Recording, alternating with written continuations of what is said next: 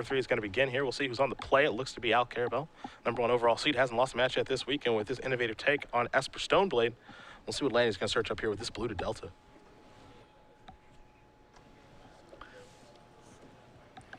So we'll take a look at the sideboard here, see what the significant cards that this Esper Stoneblade deck is bringing to the table here. He has a Needle, he has a Supreme Verdict, an Engineer Explosives, and a Engineer Plague. So quite a bit of small creature hate in this list.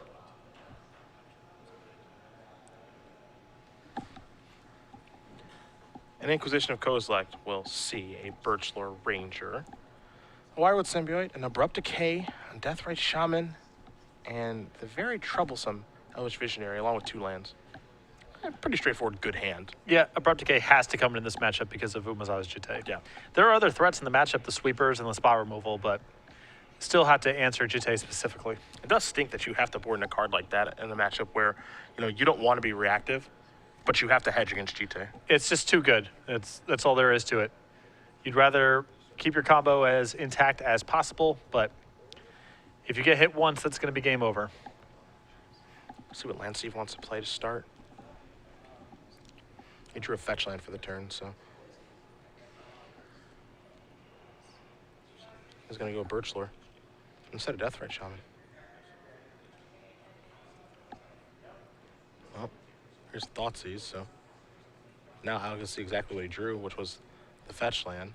So Misty Rainforest is the brand new card. Away goes Elvish Visionary.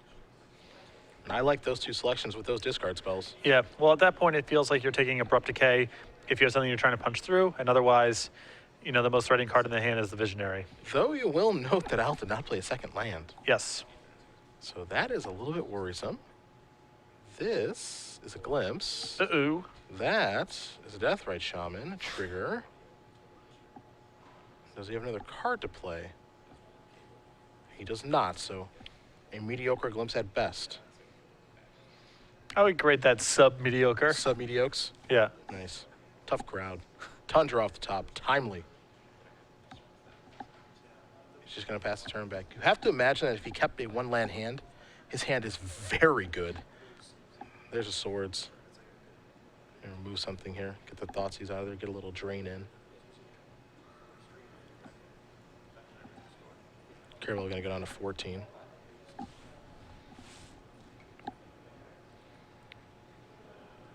There is the Misty. An attack for 1. Going to Karabell down to 13. Sword of Feast and Famine is the draw. Al's still going to pass the turn back. I think he has a Stoneforge Mystic to cast, but he hasn't yet. Not sure if he has Stoneforge. Looks like he has. He definitely has equipment in the back. I think the last card. Okay. Okay.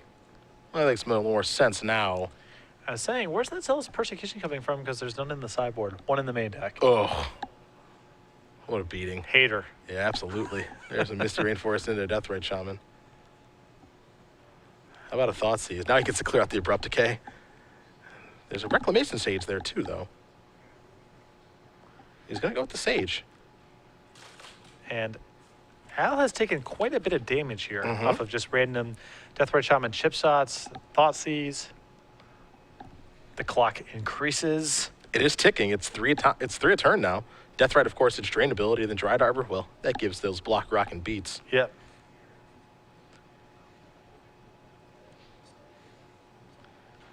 The games where Elves wins like this, it's sort of like, what on earth happened?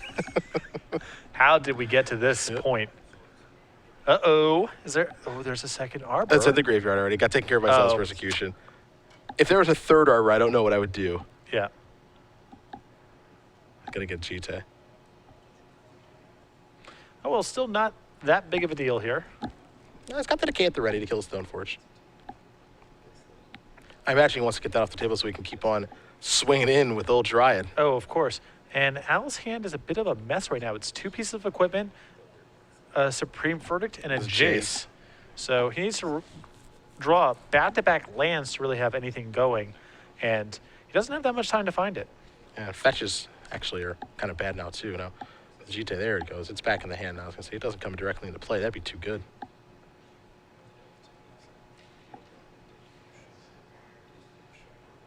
Tried Arbor, is it your time?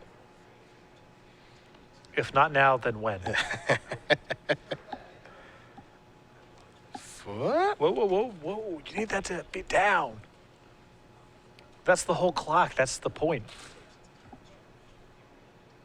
Makes me wonder what this card is. It has to be something good if he's contemplating tapping the Arbor. The Reclamation Sage is gone. And Protocade obviously taking care of the Stoneforge Mystic. So this is a mystery to all of us about what Steve is thinking about. It's a green Sun Zenith for 1.